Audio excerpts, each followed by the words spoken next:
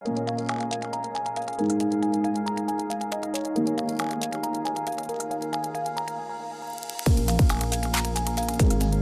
James Dennison, welcome. It's great to have you here. How are you today? I'm very well. It's a pleasure to be here. You're a part-time professor at the Migration Policy Center of the European University Institute, and together with its director, Professor Andrew Geddes, you've just published a new book, What Europeans Think About Immigration and Why It Matters, by Oxford University Press. Well, first, congratulations for the publication. And second, while preparing this interview, I thought, well, the title already poses two big questions. We could go by them, but let's unpack it a bit.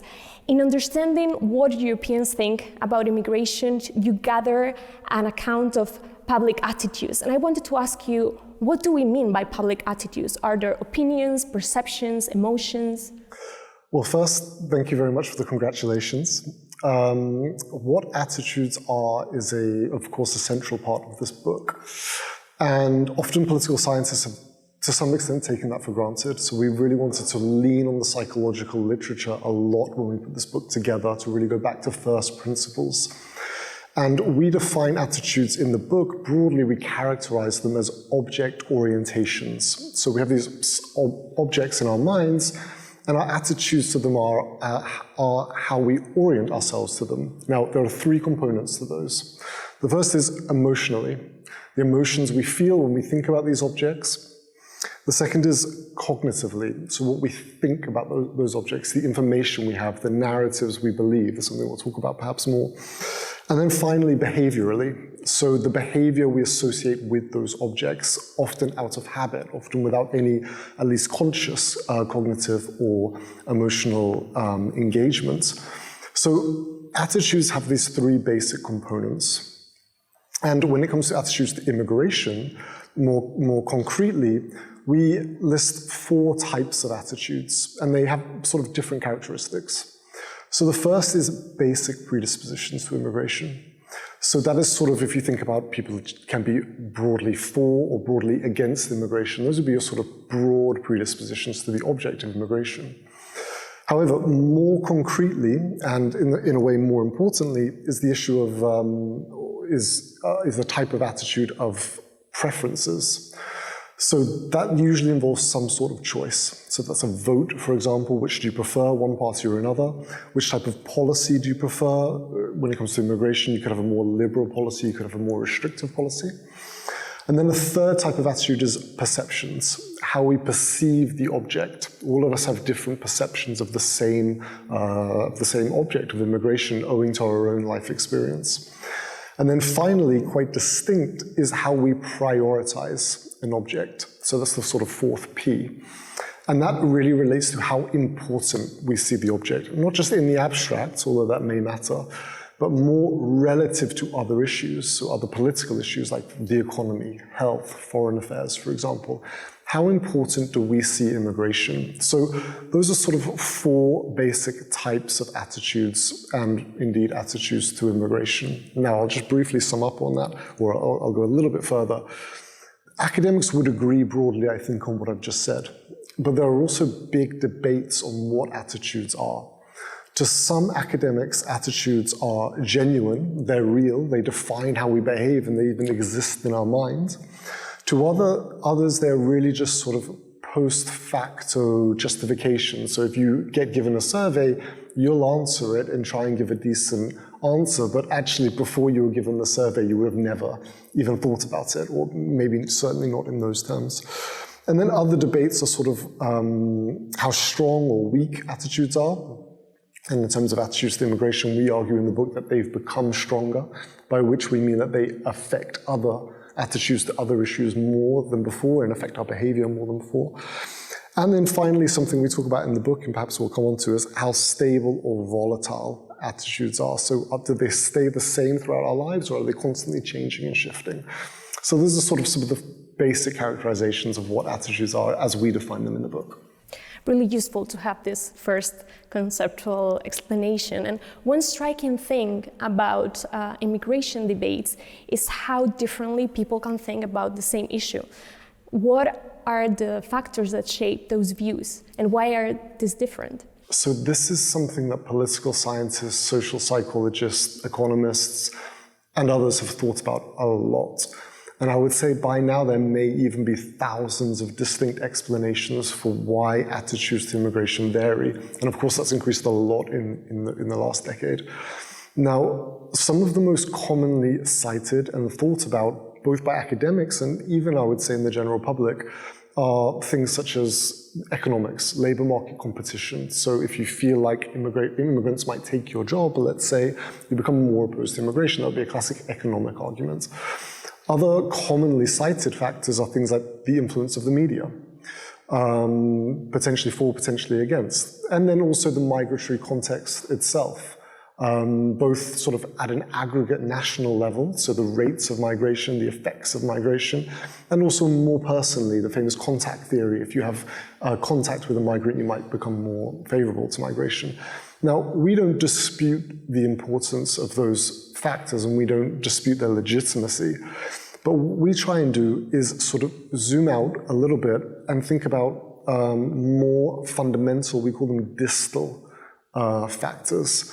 So these are things that happen to you. We basically list two. Early life socialization. So this is what your parents teach you. This is what you learn in school. This is sort of the national context you grow up in. And then the other, which is of course linked, is your psychological predispositions. So the values you hold, which do you value more? Safety and security on the one hand, or perhaps benevolence and universalism on the other. And there are, of course, all sorts of other values besides that. How do you weigh things up? Now, we focus, there are other psychological predispositions as well, many, sort of risk aversion, your personality types, and all sorts of other things. Why do we focus on psychology and socialization so much in this book? One of the reasons we do is because as we do in the book, if we look over the last few decades, attitudes to immigration mostly are fairly stable, despite the so-called migration crisis, despite COVID-19, despite the Russian invasion of Ukraine. So this makes short-term explanations like media, like the migratory context, like economics, less plausible as explanatory factors. Instead, we have to look early in life. And this explains, using the data we've got now, why people, once they reach adulthood, remain fairly stable thereafter. We propose, beyond that focus on those two factors, we develop a so-called funnel of causality. Now, this puts big, large effects that are stable and no longer change far away. This is socialization, this is psychology. And these lead to choices throughout your adult life. Which jobs you take, the type of newspaper you read or social media accounts that you follow, the friend groups you have, including regarding immigrants or not, the education you receive later in life. So these large distal factors affect these more short-term contingent or proximal factors, which then, indeed, we agree, do affect your attitudes to immigration, but a lot of that is the effects of socialization and values and psychology operating through those across the life course. So, though there are many, many factors affecting attitudes to immigration, we, as I say, focus on some of the big early life things which we think offer really important and contributory way of understanding attitudes to immigration and where they come from. You mentioned data spanning recent decades, but not only, you also look at pan-European data in the research behind your book. Did you find any common pattern across Europe while looking at this broader picture? So the quality and the access to data in terms of attitudes to immigration and beyond for social scientists has really increased in the last few decades. So we can now track how attitudes to immigration have changed across every European country over the past 20, 30 years. And that gives us really important theoretical insights just from observing changes that suggest support for one theory or another. So some of the key trends we find in terms of policy preferences, in terms of perceptions of immigration, in terms of prejudice to immigrants themselves. The first one, I would use the watchword of stability. I've already mentioned this, but we don't see huge volatility one way or another in terms of Europeans' attitudes to immigration during these decades. We see broad stability. There is one exception, which is the amount that Europeans prioritize immigration as an issue, the importance that they give it. So whereas policy preferences and so on are highly stable, we see great volatility in the perceived relative importance of immigration compared to, for example, health, foreign affairs, the economy, and so on. So for the most part, we see stability, except in terms of the importance of immigration. The next word I would focus on would be nuance, and also connected to that, moderation. So when I say nuance, this is important to note that, that Europeans are not in two broad camps on attitudes to immigration. There is not a pro-immigration camp and an anti-immigration camp.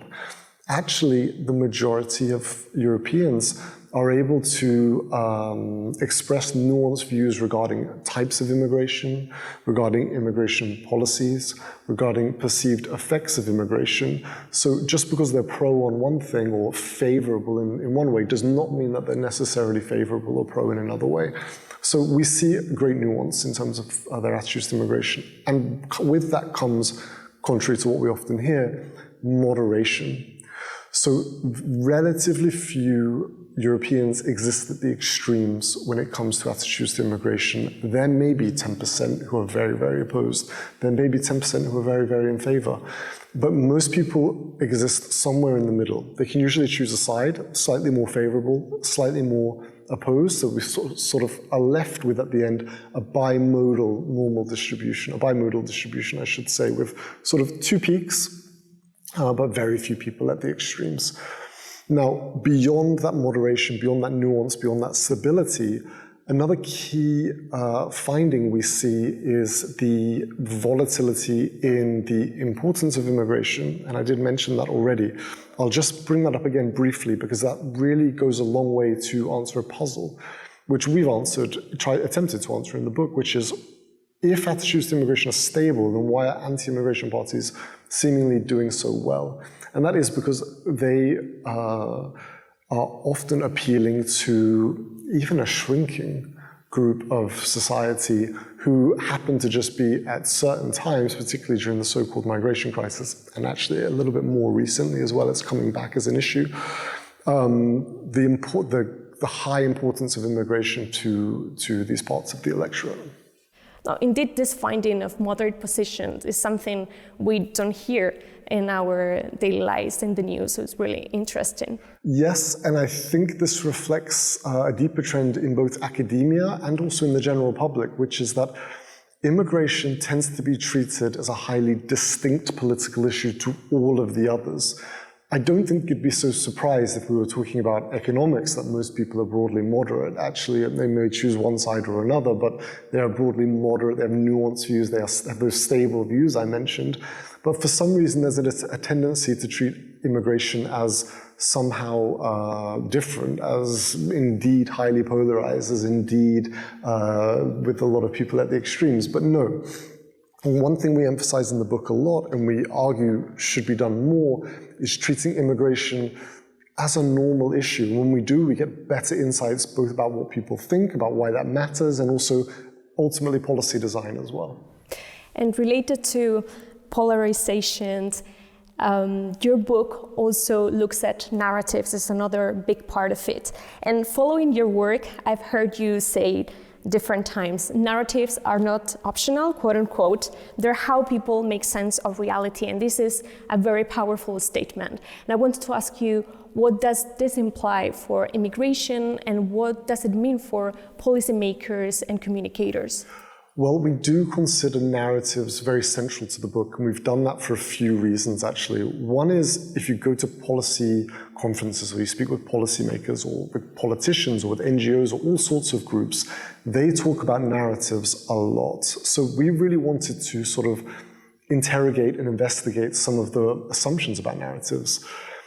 Indeed, as you quote, one of the reasons for the centrality of narratives in politics generally, and probably even especially when it comes to immigration, is that reality is so complex, and we as humans are so limited in our ability to understand that reality that we need narratives. And there's certain things that narratives do that makes them highly powerful, useful as well, but also risky because of that power. So narratives link objects, so psychological objects, as we've talked about before, that may or may not naturally be linked in reality. So when it comes to immigration, we could think of linking immigration with Europe, or with, as we saw in the Brexit debate, or with crime, or with humanitarian concerns and law and norms and morals, or with the economy, one way or another.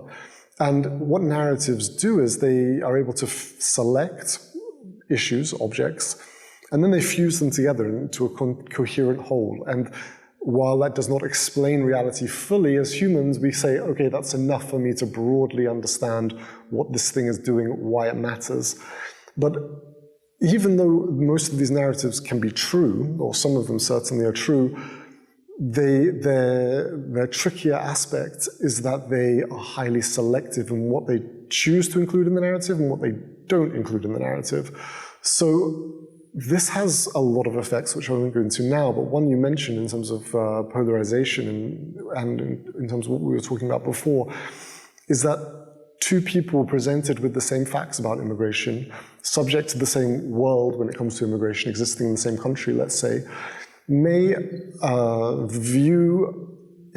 hold different narratives or believe different narratives or use different narratives to make sense of that same reality by, let's say, one person linking immigration to crime and another linking it to humanitarian concerns or economic growth or so on.